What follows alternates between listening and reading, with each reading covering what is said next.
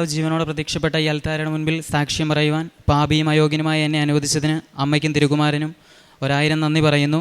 ആദ്യമായി ഞാനിവിടെ വരുന്നത് 2017 അതെൻ്റെ അമ്മയുടെ കൂടെയായിരുന്നു. അമ്മ ഉടമ്പടി എടുത്ത സമയത്തായിരുന്നു ഞാനിവിടെ വന്നത്. ആ സമയത്തൊന്നും ഞാൻ ഉടമ്പടി എടുത്തിരുന്നില്ല.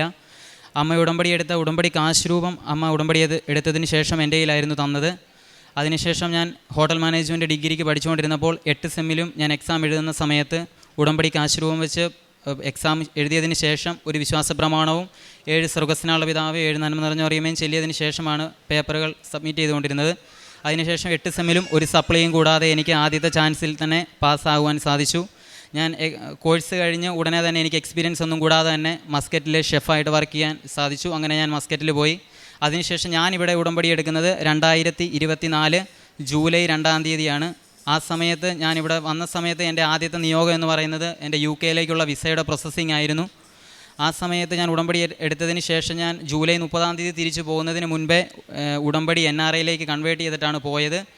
ഞാൻ അവിടെ ചെന്നതിന് ശേഷവും എൻ്റെ വിസയുടെ പ്രോസസ്സിങ്ങുകളൊന്നും അപ്ഡേറ്റ് ആവുന്നില്ലായിരുന്നു. ആ സമയത്ത് UK നിയമങ്ങളെല്ലാം മാറി പ്രോസസ്സിങ് മൊത്തത്തിൽ നിർത്തിവെക്കേണ്ട ഒരു രീതിയിലേക്ക് വന്നു. അതിനുശേഷം ഞാൻ ഏജൻസിയിൽ ആ സമയത്ത് പൈസ അടച്ചിരുന്നു. അതിനുശേഷം ഞാൻ ഉടമ്പടിയിൽ തന്നെ ഞാൻ മുൻപോട്ട് പോയി. ഞാൻ അമ്മ മാതാവിനോട് എന്നും ചോദിക്കുമായിരുന്നു, എന്താണ് എൻ്റെ പ്രശ്നം, എനിക്ക് പല കുറ്റങ്ങളും കുറവുകളും ഉണ്ട്, എന്താണ് ഞാൻ ചെയ്യേണ്ടത് എന്ന് ഞാൻ തന്നെ അമ്മയോട് ചോദിക്കുകയും ഞാൻ എന്നെ തന്നെ എളിമപ്പെടുത്തുകയും ചെയ്തു. ഞാൻ മറ്റുള്ളവരോട് ദേഷ്യപ്പെട്ട് സംസാരിക്കുമായിരുന്നു. കൂടെ ജോലി ചെയ്യുന്നവരോടാണെങ്കിലും ഞാനെന്ന അഹംഭാവത്താൽ മറ്റുള്ളവരോട് എതിർത്ത് സംസാരിക്കുകയും എല്ലാം ചെയ്തിരുന്നു. അതിനുശേഷം ഞാൻ എന്നെ തന്നെ എളിമപ്പെടുത്തി പ്രാർത്ഥിക്കുവാൻ ശ്രമിച്ചു.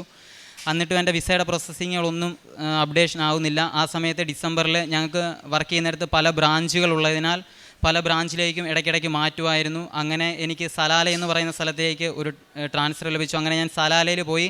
ആ സമയത്താണ് ഞാൻ എന്നും ഉടമ്പടി സാക്ഷ്യങ്ങൾ കേൾക്കുമായിരുന്നു. അപ്പോൾ ഒരു ചേച്ചി പറയുന്നു, ആ ചേച്ചി സലാലയിൽ ഒരു ചർച്ചിലാണ് പോയി എന്നും കുർബാന കൂടിക്കൊണ്ടിരുന്നതെന്ന്. അതിനു മുൻപ് ഞാൻ കുർബാനയ്ക്ക് പോവുകയോ ഞാൻ വർക്ക് ചെയ്തുകൊണ്ടിരുന്ന സമയത്ത് ആ സ്ഥലത്തൊരു പള്ളി ഇല്ലായിരുന്നതിനാൽ എനിക്ക് കുർബാനയ്ക്ക് പോകാൻ സാധിച്ചിരുന്നില്ല. പക്ഷേ ഈ സാക്ഷ്യത്തിലൂടെ ആ ചേച്ചി ഇങ്ങനെ കുർബാനയ്ക്ക് പോകുന്ന പള്ളിയുടെ കാര്യം പറയുകയും ഞാൻ ഗൂഗിളിൽ സെർച്ച് ചെയ്യുകയും അത് ഞാൻ വർക്ക് ചെയ്യുന്നിടത്തു നിന്ന് ഒരു 15 മിനിറ്റ് നടക്കാനുള്ള ദൂരേ ഉള്ളായിരുന്നു. എനിക്ക് ഡ്യൂട്ടി രാത്രി 2 മണിക്കായിരുന്നു കഴിഞ്ഞുകൊണ്ടിരുന്നത്. അതിനുശേഷവും ഞാൻ എന്നും രാവിലെ 6:30 വിശുദ്ധ കുർബാനയിൽ പോവുകയും കുമ്പസാരിക്കുകയും ചെയ്തിരുന്നു.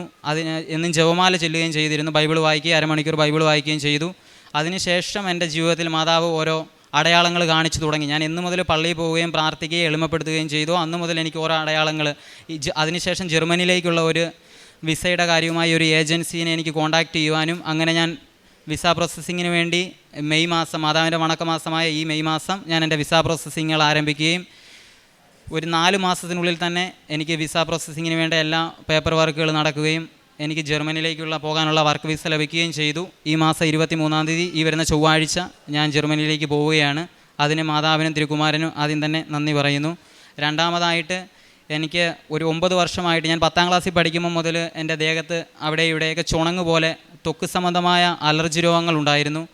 ഞാനിവിടെ വന്ന് അമ്മ ഉടമ്പടി എടുത്ത സമയത്ത് ഞാനിവിടെ വരുമെങ്കിൽ ഞാൻ ആ സമയത്തൊന്നും ഉടമ്പടി എടുത്തിരുന്നില്ല. ഞാൻ ഇവിടെ വന്ന് ഉടമ്പടി എടുത്തതിന് ശേഷം ഉടമ്പടി തൈലവും ഉടമ്പടി തൈലം ഉപയോഗിക്കുകയും ഉടമ്പടി ഉപ്പ് ഭക്ഷിക്കുകയും ചെയ്തതിൻ്റെ ഭാഗമായിട്ട് എനിക്ക് ത്വക്ക് സംബന്ധമായി പൂർണ്ണ രോഗസൗഖ്യം ലഭിച്ചു. അതിനുശേഷം ഞാൻ ഇവിടെ വീട് പണിതുകൊണ്ടിരുന്ന സമയത്ത് ബന്ധുക്കളിൽ നിന്നും പേരപ്പന്മാരിൽ നിന്നുമൊക്കെ കടം വാങ്ങിയാണ് വീട് പണിതത്. കടം വാങ്ങിയ തുക പൂർണ്ണമായും കൊടുത്തു തീർക്കുവാൻ അമ്മ മാതാവും തിരുകുമാരനും എന്നെ സഹായിച്ചു.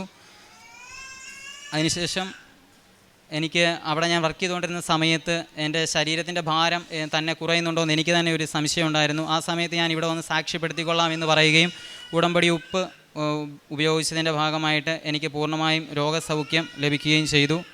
കാരുണ്യ പ്രവർത്തികളായിട്ട് ഞാൻ ഓരോ മാസവും അമ്മയ്ക്ക് പൈസ അയച്ചു കൊടുക്കുമായിരുന്നു. അനാഥ മന്ദിരത്തിലേക്ക് സാമ്പത്തികമായി സഹായിക്കുമായിരുന്നു. അതിനുശേഷം പ്രേക്ഷിത പ്രവർത്തനമായിട്ട് ഞാൻ ഇവിടെ വന്ന കൃപാസനത്തിൽ നിന്നും പത്രം വാങ്ങുകയും വണ്ടാനം മെഡിക്കൽ കോളേജ്, ഓട്ടോ സ്റ്റാൻഡുകൾ അങ്ങനെയുള്ള പൊതുസ്ഥലങ്ങളിൽ പത്രം കൊടുക്കുകയും ചെയ്തിരുന്നു. ആത്മീയമായി എനിക്ക് വളരുവാൻ സാധിച്ചതെന്ന് വെച്ച് കഴിഞ്ഞാൽ എന്നും ജപമാല പ്രാർത്ഥന, എന്നും ഞാൻ തന്നെയാണ് അവിടെ വർക്ക് ചെയ്തുകൊണ്ടിരുന്നപ്പോഴും എന്നും ഞാൻ ജപമാല പ്രാർത്ഥന ചൊല്ലുമായിരുന്നു. 2 ആഴ്ചകൾ കൂടുമ്പോൾ കുമ്പസാരിക്കുമായിരുന്നു. എന്നും വിശുദ്ധ കുർബാനയിൽ പങ്കെടുക്കുമായിരുന്നു. എനിക്ക് ഇത്രയും എല്ലാ അനുഗ്രഹങ്ങൾ നൽകിയ അമ്മയ്ക്കും തിരുകുമാരനും 1000 നന്ദി പറയുന്നു. യൂദാസിൻ്റെ ലേഖനം 1-ാം അധ്യായം 20-21 തിരുവചനങ്ങൾ. നിങ്ങൾ പരിശുദ്ധാത്മാവിൽ പ്രാർത്ഥിച്ചുകൊണ്ട് നിങ്ങളുടെ പവിത്രമായ വിശ്വാസത്തിൽ അഭിവൃദ്ധി പ്രാപിക്കുവിൻ. നിത്യജീവിതത്തിനായി നമ്മുടെ കർത്താവായ യേശുക്രിസ്തുവിൻ്റെ കാരുണ്യത്തെ ഉറ്റുനോക്കിക്കൊണ്ട് ദൈവസ്നേഹത്തിൽ നിങ്ങളെ തന്നെ കാത്തുകൊള്ളുവിൻ. ടോം ആൻ്റണി എന്ന ഈ മകൻ തൻ്റെ ഉടമ്പടി ജീവിതാനുഭവ സാക്ഷ്യങ്ങളാണ് നമ്മളോട് പങ്കുവെച്ചത്. മകൻ പറയുന്നുണ്ട്, ഉടമ്പടി എടുക്കുന്നതിന് മുമ്പ് അമ്മയോടൊപ്പം ഇവിടെ എത്തി പ്രാർത്ഥനകളിൽ പങ്കുചേരുകയും ഉടമ്പടി എന്തെന്ന് മകൻ മനസ്സിലാക്കുകയും ചെയ്തിരുന്നുവെന്ന്. ഉടമ്പടി എടുത്തതിന് ശേഷം മകൻ്റെ ജീവിതത്തിലുണ്ടായ മാറ്റങ്ങളെ മകൻ സൂചിപ്പിക്കുന്നുണ്ട്. അത് പഠന മേഖലയിൽ ലഭിച്ച സ്ഥിരമായ വിജയവും കോഴ്സ് സമയ ചുരുക്കത്തിൽ പൂർത്തീകരിച്ചെടുക്കുവാനുള്ള അനുഗ്രഹവും വിദേശത്തേക്ക് പോകുവാനുള്ള പരിശ്രമത്തിൽ ഒട്ടും സമയം കളയാതെ വിദേശത്ത് എത്തിച്ചേരും വിധം എല്ലാ കാര്യങ്ങളും മകന് ക്രമീകരിച്ച് കിട്ടിയതും ഇപ്പോൾ ജർമ്മനിയിലേക്ക് പോകുവാൻ വേണ്ടിയുള്ള മകൻ്റെ പരിശ്രമത്തിൽ 4 മാസത്തിനുള്ളിൽ വളരെ സമയ ചുരുക്കത്തിൽ അതിൻ്റെ പ്രോസസ്സ് മുഴുവനും പൂർത്തീകരിച്ച് ജർമ്മനിയിലേക്ക് പോകുവാനുള്ള എല്ലാ വഴികളും അമ്മ മാതാവ് തുറന്നു കൊടുക്കുകയും ചെയ്തതിനെയാണ് മകൻ ആദ്യം നന്ദിയോടെ സാക്ഷ്യപ്പെടുത്തിയത്.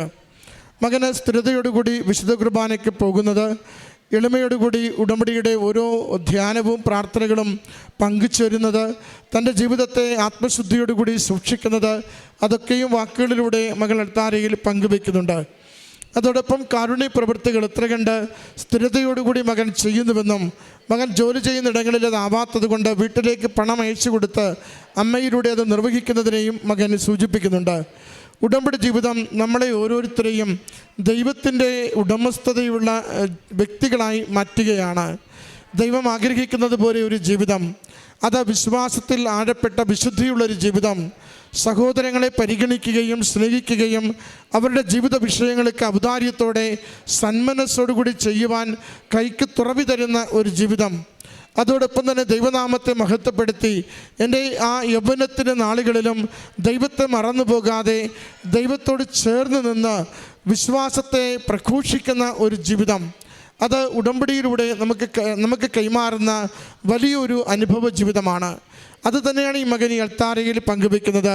എൻ്റെ ആത്മീയ ജീവിതത്തെ കുറേ കൂടി ബലപ്പെടുത്തുവാനും പ്രാർത്ഥനകളെ അർത്ഥം മനസ്സിലാക്കിയ അനുഭവതലത്തിൽ അത് ജീവിക്കുവാനും ഉടമ്പടി എന്നെ സഹായിച്ചു.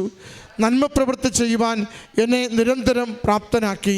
പ്രേക്ഷിത പ്രവർത്തനത്തിലൂടെ ദൈവനാമത്തെ മഹത്വപ്പെടുത്തുവാനും വിശ്വാസം പങ്കുവയ്ക്കുവാനും എനിക്കെപ്പോഴും സാഹചര്യങ്ങൾ ഒരുക്കി തന്നു.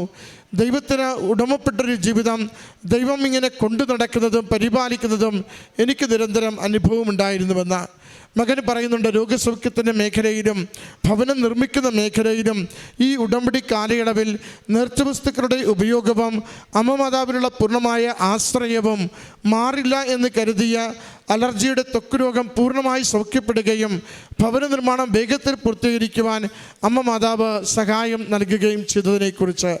പ്രിയമുള്ളവരെ, ഉടമ്പടി ജീവിതം വലിയ വിഷയങ്ങളെ ദൈവസന്നിധിയിൽ നിന്ന് നേടിയെടുക്കുന്ന ജീവിതമാണ്. ചെറിയ കാര്യങ്ങൾക്ക് വേണ്ടിയല്ല ഉടമ്പടിയിൽ നമ്മൾ നിയോഗങ്ങൾ എഴുതുന്നത്, അത് വലിയ വിഷയങ്ങളാണ്. നമുക്ക് സാധിക്കില്ലെന്ന് ഉറപ്പുള്ളത് ദൈവത്തിന് മാത്രമേ ഇടപെട്ട് തരുവാൻ സാധിക്കുമെന്ന് നാം കരുതുന്ന മേഖലകളെ മാത്രമാണ് ഉടമ്പടിയിൽ നമ്മളിപ്പോൾ നിയോഗങ്ങളായി എഴുതുക. അത് ദൈവം ഇടപെടുന്നത്, അമ്മ മാതാവ് കൂടെ നിന്ന് നമുക്ക് വേണ്ടി സഹായിക്കുന്നത്, കണ്ണുകൊണ്ട് കാണുവാൻ ജീവിതം കൊണ്ട് അനുഭവിക്കുവാൻ അമ്മയും ഈശോയും നമ്മളെ സഹായിച്ചു കൊണ്ടിരിക്കും. അതിൻ്റെ അനുഭവ സാക്ഷ്യമാണ് യുവാവായ ഈ മകൻ ഈ അൾത്താരയിൽ പ്രഘോഷിക്കുന്നതും അവൻ്റെ ജീവിതം എത്ര കണ്ട് ഈശോയും അമ്മ മാതാവും സംരക്ഷിച്ച് നയിക്കുകയും മറ്റുള്ളവർക്ക് മാതൃകയായി നൽകുകയും ചെയ്തുവെന്ന് ഈ അൾത്താരയിൽ സാക്ഷ്യപ്പെടുത്തുന്നത്.